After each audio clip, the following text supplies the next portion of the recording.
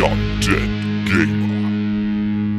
What is up guys, Rob the Undead Gamer here, and this is like the 5th time I've done this video. But I want to start today's video by saying a massive thank you to Mr. Nick Wybrow, a very good friend of mine, and he also joined me on the Final Fantasy XI Let's Play. But he's finally done me some channel art, which it looks amazing, so if you want to see it, click on my channel and you can go see the wonderful art he's done. I've also added it to all my social pages, to the Facebooks and the Twitters, and it looks phenomenal, so thank you so much for putting in the time to do that for me, dude. I really appreciate it. Thank you. I love you forever. It looks phenomenal. So yes, now that that's out of the way, I also want to say a big thank you to you guys as well for the amazing response I had from last week's video when I spoke about the Elder Scrolls Online, or well, I didn't speak about the Elder Scrolls Online, but I spoke about the future of the Elder Scrolls series. It's brilliant when I get comments from you guys, but it's even better when I get to hear your thoughts and opinions on stuff, and I get to have a conversation with you guys about topics that I've spoken about, and it's really great. It's really nice to have that sort of community feel and get to have conversations with you guys. I love it, so thank you so much. Please keep it up. I'd love you to do it on every one of my videos. It's awesome because I love to have conversations with you guys. But yes, thank you very much, and it's kind of spurred me on to talk about a topic, or do this video today. This is a video I kind of wanted to do for a little while now, but I've not done it simply because I wasn't quite confident in talking about it, especially to do with the Elder Scrolls Online, which is an MMO I kind of wanted to really bring into this video. And now that I can, because ZeniMax Online have lifted the NDA on it, which is the non-disclosure agreement, which prevents anyone from talking about it or even showing footage of it. Sadly, now that it's been released or lifted, I didn't have the foresight when I played the beta to actually record any footage, because I could have put it up by now. So my apologies for that. It was my first beta that I was a part of. I kind of didn't want to fuck anyone off. So next beta, excuse me, whether it's open or closed, I will record footage, and as soon as they lift that NDA, I will give you guys footage, because I really want to show you guys the Elder Scrolls Online. But I can involve it in this conversation that I'm about to have. And today I really want to talk about MMOs and the future of the MMO genre, and my thoughts and opinions sort of at the end of the video of how I think the MMO genre, or what it should do to sort of change and develop. So, without further ado, let's get into it. So for a good number of years now, World of Warcraft has really dominated the MMO market. It came onto the scene and sort of blew up the genre, making it very successful. And it's probably one of the most successful MMOs, even to date, I think. Don't hold me to that, but it's certainly the way it comes across. World of Warcraft has pretty much written the book and set the standard for what MMOs to come after have been like. However, it has spawned the term WoW clone, which is kind of worrying and not exactly great, but it's kind of said to many developers, if you want to make a good MMO that's successful, then it needs to be like World of Warcraft, or do a similar thing that World of Warcraft has done. And it's a shame, and I think it's really brought down MMOs in the last couple of years, especially now as World of Warcraft is slowly but surely a kind of a sinking ship. And I think probably since Cataclysm it's kind of gone downhill a little bit, with many people leaving and unsubscribing and all sorts of business with World of Warcraft. It's slowly but surely sort of dying out a little bit. But over the last couple of years we have had some great MMOs come onto the scene. Great MMOs, new MMOs with new ideas and new mechanics that really have not been done before, or make the sort of genre that little bit more interesting. However, they fail and fall at other hurdles, which make it similar to World of Warcraft, or just do the same damn thing. So of recent years, the last couple of years, we've had Terra Online, which is made by South Korean MMO developers Bluestone Studios. Now they came out with an MMO that had a very different combat system. It had an action-orientated combat system where the player had a crosshair, very much like a first-person shooter type game, where they had to target or have that crosshair on their target enemy and attack them, and if their attacks, or if the crosshair wasn't on that enemy, the attacks or the spells would not hit the enemy, which I think was really great, and you can imagine how awesome that was in PvP, which it would really bring in the player's own skill and to determine how well they did, as opposed to how fast you can click buttons 1 to 0, how quickly you can spam those buttons. It was really about players' skill, which was great and phenomenal, really, really interesting, really ingenious idea, and something that I think desperately needs to happen to change the MMO scene, because auto-targeting, hotbar systems, they're boring and everyone does them, and it needs something different to do, and Terra had that. It also had a really interesting political system where players could run for positions of power within the game, so they could be leaders of towns or cities and things like that. And being leaders, they would be voted in by players, and as leaders, they would be able to determine how expensive and how much taxes and things like that were involved in the game, so how expensive the shops would be and things like that. And they could also declare war, if so they wanted, on another faction or another town or another city. So really sort of these factions would build up within, like, you can imagine how guilds are in normal games. It would be huge factions of players and, you know, cities and towns, and that was a really interesting system. And obviously if you had no life in the real world, then it was great for you, because I can imagine that would be quite a time-consuming task if you were a leader of an entire town. But nonetheless, a great idea. Sadly though, Terra failed in normal things like just normal questing and storylines. You know, it was the typical MMO fare, go kill 10 of these, go collect 15 of that. Nothing exciting, nothing new, and sadly it went free to play just to survive. Another awesome MMO in the last couple of years, Star Wars: The Old Republic. What a phenomenal, made by BioWare nonetheless, but what a phenomenal character development system that game had. You could really create a character that you wanted to, a really kind of fully fleshed out three-dimensional character, I suppose, where you could make a Jedi Knight type character, and maybe towards the end of the game he would become a Sith Lord or something like that, or a Sith Lord who's not entirely up for killing everything and destroying everyone, maybe one who's got a slightly good side but still is on with the bad guys. You know, you could really create whoever and whatever you wanted, and with these typical BioWare dialogue trees where you could make decisions and, you know, lose or gain points with the Sith or the Jedi or whatever. You know, what an amazing system, and something I think more MMOs need to do. And great story. If there's one reason to go and play The Old Republic, it's definitely its storyline. Phenomenal storyline. And something that was strong enough, I suppose, to keep players playing. However, sadly, the game went free to play, because what did it fail on? PvP, I think, was crap in the game.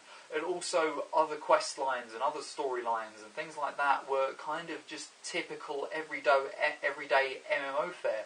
Kill 10 of these, collect 20 of this.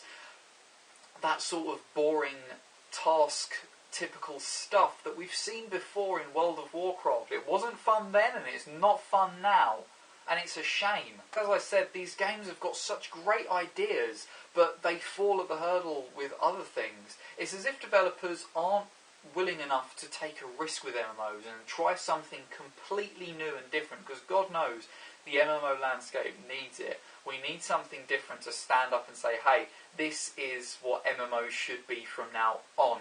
Because we've had World of Warcraft, we've had WoW clones, and we've had games that have got something different, but again, they're just the same as World of Warcraft. So here's a couple of things that I think the MMO needs to do in order to change and progress and probably get better. And these are things that I kind of hope as well the Elder Scrolls Online can do to be successful, and what I hope many MMOs to come will do. This is just my thoughts. I think free to play is definitely the way forward. We had Guild Wars 2 come out, I think, was it 2010, and straight away they were like, we are free to play. Was it 2010? I'm sure it was. Was it last year or the year before? I don't know. But anyway, straight away they were like, we are a free to play game, which I think more developers and more MMOs should definitely do. They had this great microtransaction store, and it's the same with the Lord of the Rings Online. They've got a microtransaction store that doesn't ram it down players' throats that you need to buy bits and pieces from the store in order to progress or in order to do well at the game, which is great. It's there, but if you want to buy something, then that's great. And I think the fact that it's there and it doesn't ram it down your throat gives players more incentive to want to buy things from the store. They think, you know what, I want to buy this sort of thing because I want to support your game, and you're not ramming it down my throat to buy stuff. And that's definitely what I think, anyway, a good free-to-play model is. When it does have a microtransaction store, but it's not forceful upon you. And I definitely think nowadays it's very difficult for MMOs to justify sometimes, or even say we're a pay-to-play model, because players expect certain things for a pay-to-play model. If you're paying for something monthly, you've got to have a reason to play. You've got to have a reason for players to keep saying, yeah, I'm going to give you money to keep paying every month to play this. You've got to be giving them something special, and not enough MMOs have been doing that, hence why, to survive, games like Terra, games like the Old Republic have gone free to play, because there's not enough incentive for players to keep paying monthly to play it. So this is one thing that I worry about with the Elder Scrolls Online, because they're coming out with a pay-to-play model, and I worry that maybe it's going to be another Old Republic story. 18 months down the line it goes free to play to survive, so they need to be making sure they've got something very different to justify a pay-to-play model. Storyline. To me, storyline is everything in a game. I am a massive RPG fan, as you probably know, and the game's got to have a decent and compelling and well-told storyline to be compelling and interesting. And I think MMOs more and more now are getting these more interesting and more elaborate storylines, and more player-driven storylines, or storylines where you feel yourself that your character and your player is actually important and doing something in the world. We're seeing this with Final Fantasy XIV Online, where you get these own player-driven storyline quests, and these specific quests and cutscenes for you, your character, and for the NPCs in the world, and it kind of makes you feel like you're making a difference. I even saw it when I played the Elder Scrolls Online beta. Even the normal quests, but the main storyline quest. You know, there's a main NPC, a Khajiit. I can't remember his name because I played a Wood Elf in the Old Merry Dominion. It felt like it was just you and him.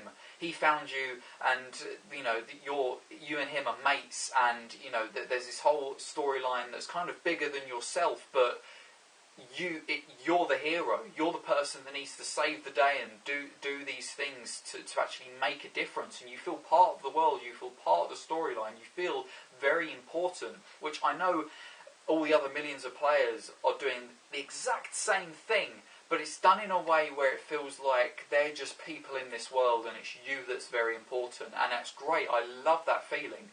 And even in the Lord of the Rings Online, you get these own single-player instances where it's just you in this instanced quest line and storyline. You go into this instanced dungeon just for yourself and the NPCs that are with you, and you sort out this problem or you do this quest. And I think that's very important, and this great story and this great world. And I think that is something that MMOs really need to seriously think about. Even with the Old Republic, great storyline that revolved how you felt around yourself, around you, which is I think very, very important and very great. Character development is something that was done extremely well in the Old Republic, where you could really create a character that reacted however you wanted them to. It wasn't just like, yeah, okay, that's fine, I'm the hero, so I guess I've got to do this. It's maybe I'm the hero, but I don't care if I'm killing innocent people. I'm a Jedi Knight, but I will kill innocent people if I have to. You know, and so on and so forth. So you can really develop the character how you want to, and play how you want to. I think even to a degree the Elder Scrolls Online has got that. Not necessarily in the same aspect that the Old Republic has with, say, dialogue trees, but I think that's one thing maybe the Elder Scrolls Online should do. But with regards to its skills and class lines, because there's only 4 classes in the game, but you can build that class however you want. You know, you can say make a Templar, which is a bit of like a paladin type character, a cleric, a sort of warrior healer type character.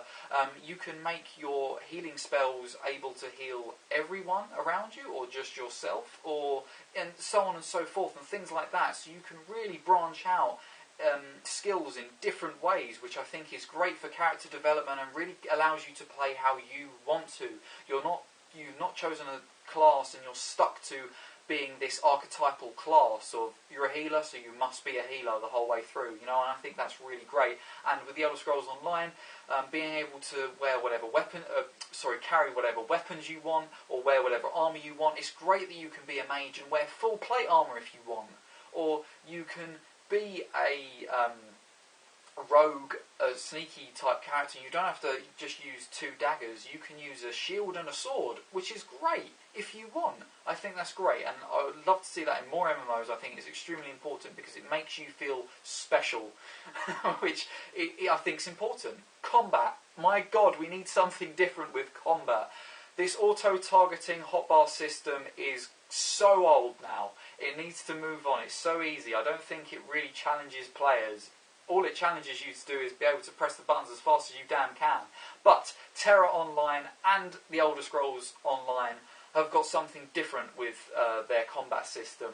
The Elder Scrolls Online feels like an Elder Scrolls game. You've got that crossbar, you've got, you know, same with Terra Online, or the crosshair, and you need to aim at your target in order to hit them with spells or with abilities and things like that. Yes, it's got a hotbar that you use to make your abilities, but your normal attacks are up to you. Your normal attacks are up to you to target the enemy and to click left mouse or whatever to attack the enemy. Which is something different and something fresh and something the MMO genre needs. I'd like to see more interesting and more developers take a risk with the combat system to make something different, and I definitely think the Elder Scrolls Online and combat systems like with Terra are the way forward. Gameplay is most important, indefinitely, and I'm not just talking about combat systems and the main big storyline, but I'm talking questing, just normal questing and quest lines and crafting. I'll talk about questing first. We're sick to death of kill 10 of these, get 20 of this. It's been done before, we didn't like it then, we don't like it now.